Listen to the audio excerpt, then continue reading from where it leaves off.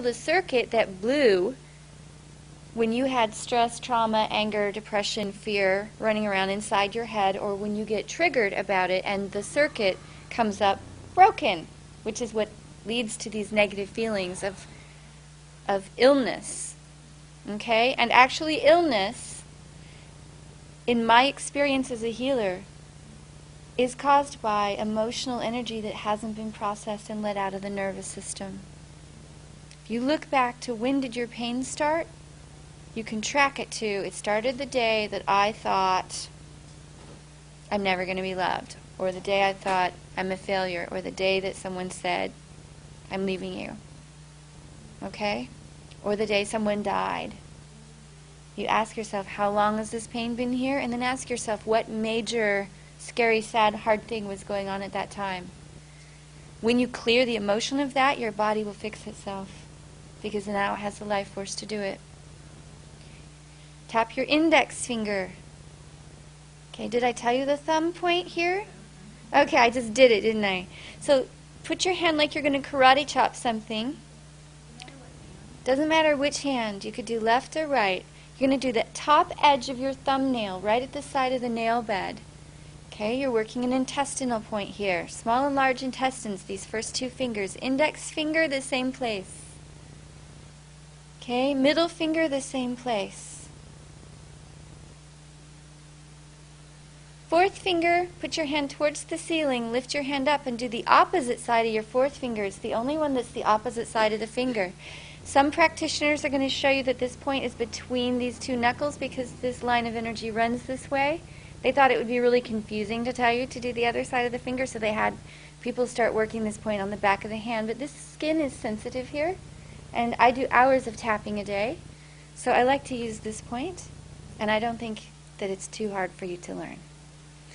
Okay? Back to the inside of the pinky. Good. So the fourth finger that we were just tapping is called the triple warmer point, and it helps you clear energy related to self and perceived other. Self in the room, self in the conference, self in the weather, self in somebody else, and your thermostat of your body. And this point that we're doing here is another heart point. Okay, tap the side of your hand right here.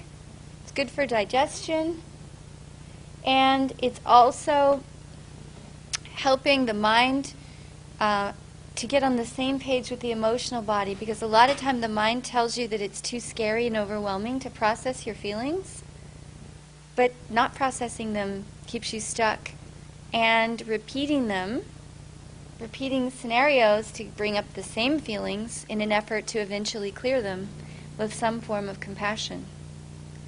Okay, top of the head, all over the head.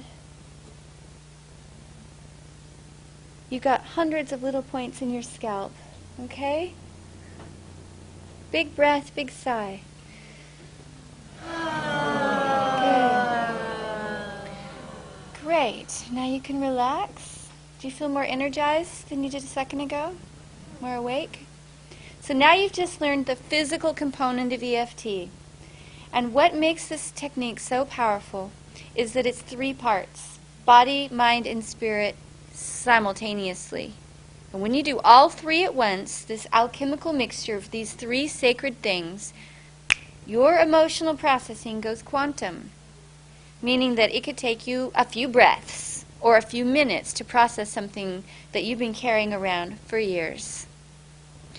Okay, so the mental part is you're going to just stop arguing with reality and start acknowledging with empathy what happened to you. It doesn't mean that it was okay that it happened to you. It doesn't mean that, oh, we're just going to be nice about it. It means that you're just going to talk to yourself and get real about how upset you've been feeling, and stop trying to be so sweet and politically correct and new age over it with your positive affirmations for a minute, which is what we've been taught, which is beautiful. That's the last step. But this middle step is what gets skipped, which is what slows down all the positive affirming we're doing and positive thinking. It's this middle step that people are most uncomfortable with, but it's the secret ingredient in making yourself be actually complete with the scenario. meaning you have to get real with yourself for a couple of minutes. Okay? And it's okay if it's not pretty. It's not going to be pretty. It's coming out of your subconscious. It's coming out of a place of wounding. It's coming out of revenge and anger and sorrow and fear and embarrassment and shame and all of that stuff. But when it meets empathy, meaning that you're finally paying attention to it, some kind of acceptance, yep, that's how I feel and that is what happened, then it finally gets what it's been looking for the whole time. And it relaxes and lets you move forward.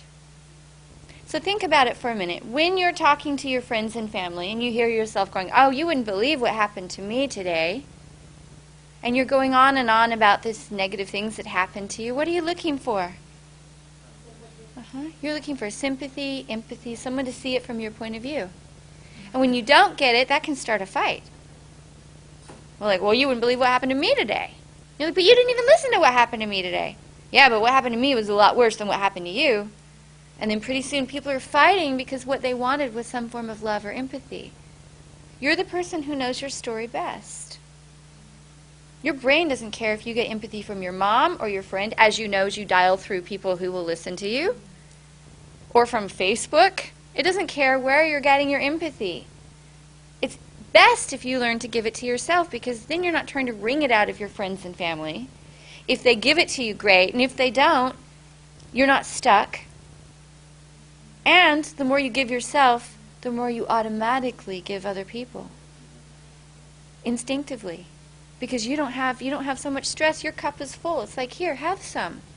Instead of compassion, which I'm denying from myself, but would like to wring out of you or wring out of me to give to you, even though my cup is empty because I've been so hard on myself and so angry with myself for all these years, right? So first we're going to put our own oxygen mask on and then take care of the people around us, like on the airplane. Okay, first we're going to learn to give empathy to ourselves and then to other people. So here we go. Oh, and the last piece is that positive reframe. You're going to tell yourself, I love myself anyway, even though this happened. I'm a good person anyway. I'm open to clearing this. You're going to give yourself those positive thoughts that you're already, hopefully, fairly good at least knowing you should be thinking. Okay? I'm going to make this really easy and give you some words to say. You're going to tune into your own experience. And if the words I'm using don't fit for your experience, you say what does fit for your experience. It's not about following what I say. It's about following what's true for you. Got it? All right. So finding your chest, point.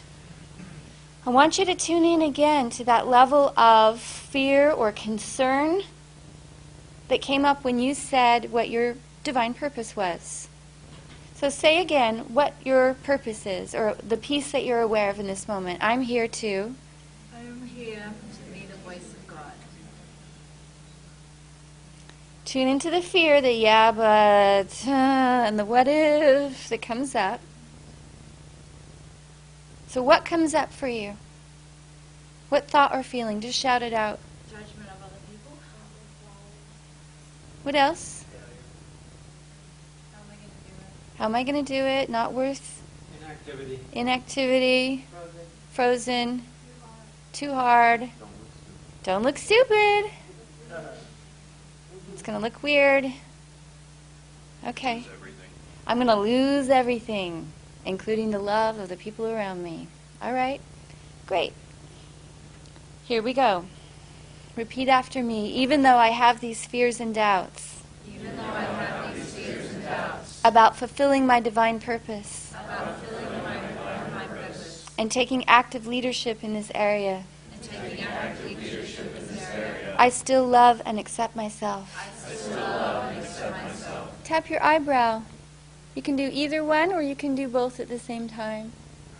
These fears and insecurities.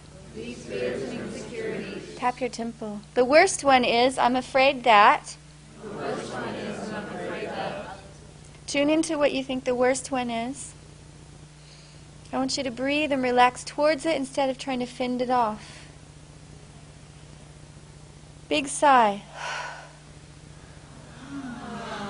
Tap your cheekbone. How intense does that worst one feel on a scale from 0 to 10? Give it a number. 10 is the most intense. How strong?